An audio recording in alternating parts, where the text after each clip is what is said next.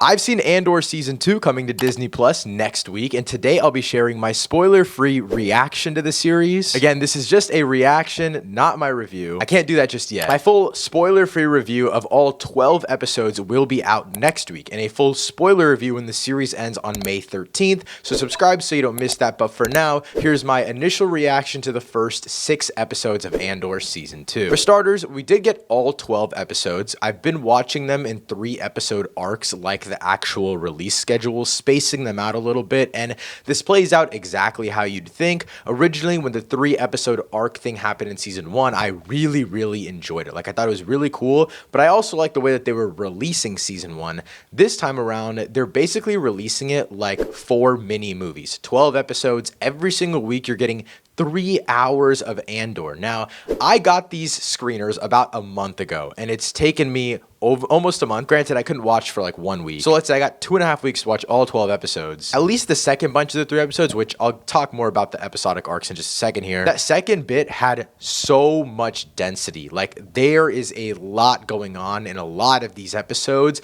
and it was just so difficult for me to watch these back to back to back to back. The first time I've ever gotten Disney screeners to review a show early was Daredevil Born Again, where I watched all, 9 episodes in the span of just about 30-something hours. And obviously that's under 9 hours of content. In total, this is 12 hours of content, so it's much different. But that just speaks to the pace of this series. So again, if you really like the density of Season 1, it's just delivered in a different format here, which for me, it didn't necessarily work as well, but I'm also only halfway through the season. Now, this isn't a spoiler, and I checked on Reddit, made sure everyone already knew this, but the director had revealed that every 3 episodes, there's going to be a big time jump, about a year or so between every 3 episodes, and I'm 6 episodes in, so 2 out of the 4 time jumps into this series, and man, the first time around it was really jarring. I've seen a lot of people on Reddit defend the time jumps just in terms of maximizing storytelling, since we especially know this is the final season. Obviously, the people on Reddit haven't seen the show yet, but they're just talking about it from a general pacing point of view, and everyone was actually really in favor of it. Like, they view Season 1 as 4 movies. Same thing goes on here. You just get to watch all of them at the same time, and then you progress your character arcs.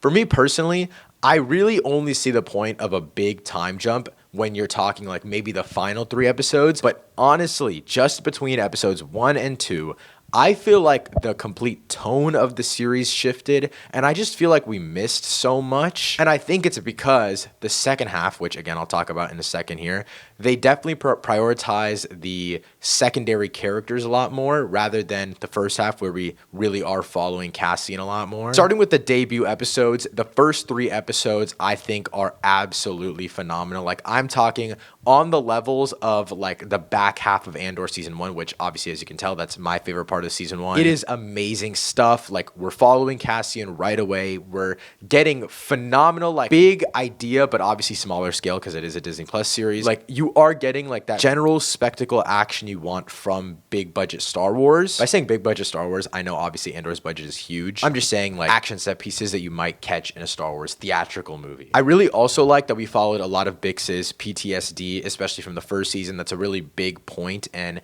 in episode 6, they do a thing with Bix that I absolutely love, but I won't talk more in detail about that because there's like nothing in the trailers about that. But none of the other like royal imperial stuff really works for me, and I'm talking about throughout all 6 episodes, not just the first half. There are a lot of Rebel Alliance internal problems, which I really like. That's what they focus on in the first 3 episodes. The second half of the episodes don't really go into that enough, in my opinion, and you're kind of following characters that aren't as interesting. Obviously, you're following Cassian and Bix more so in the first half, and so that's why I thought like them dealing with the internal Rebel Alliance problems and the power dynamics and power shifts, like extremers, light believers, everything in between.